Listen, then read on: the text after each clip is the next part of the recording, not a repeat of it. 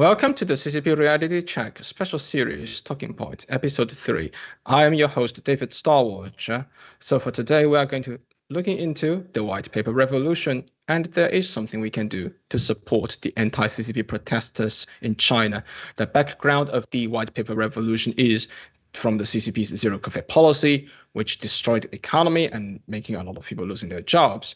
Or at the same time, people were locked into their own houses without or had very limited access to basic necessities. And these necessities include emergency medical care. So the event sparked the revolution is a fire in Urumqi, Xinjiang, where 10 people were burnt to death and 9 were injured. These people were all locked inside their own apartments at the time of fire. And the rescue efforts are being hindered because of the measures of the zero-COVID policy.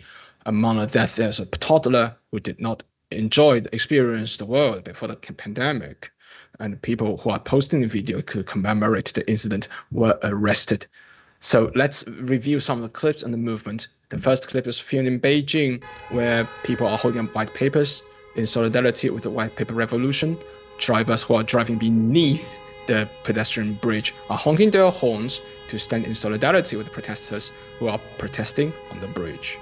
Second clip is actually, wait for it, the second clip is actually filmed in Shanghai, where people are started chanting, "Down with the CCP, down with Xi Jinping, and we don't want dictators, we want real voting rights."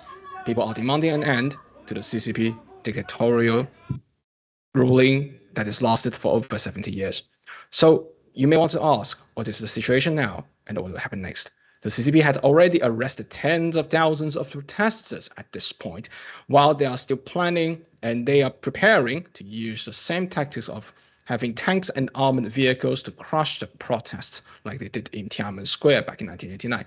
And the most important thing, Xi wants to keep pushing this atrocious policy, and he wanted to propose it as the final solution of the world's problem. That means he's trying to push it to the rest of the world.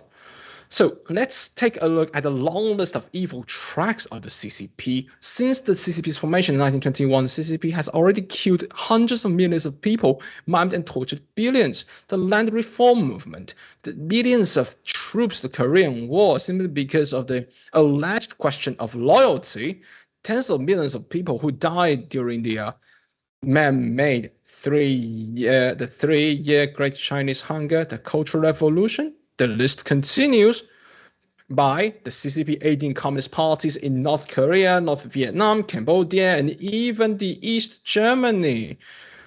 While the Chinese people were suffering from hunger at the time, the family planning policy which created a lot of forced abortion, the intentional creation and purposeful release of the SARS-CoV-2 by the CCP, and until today, the zero-COVID policy.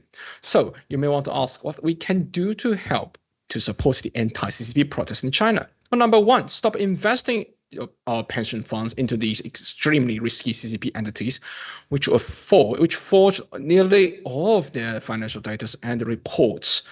That basically means these entities are designed to be purposefully to be imploded at the end of the day, so that these pension funds will go away along with the death of these entities.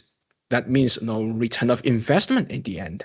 Second, law firms need to stop their collusion. They're colluding with the CCP, need to stop using the CCP's forged data to drain the US money, and stop persecuting the anti-CCP dissidents. Third one will be investigate spies such as Weijian, Shan, and Bruno, of whom we have already reviewed in the past episode of the live stream. Investigate law firms and other entities which help the CCP openly or secretly. The list goes on. Stop giving technological support to the CCP, which formed the backbone of the CCP's massive surveillance and censorship programs. The media need to stop acting as CCP's advertising agents, and major technological platforms, including Twitter, Facebook, need to stop blocking the anti-CCP voices.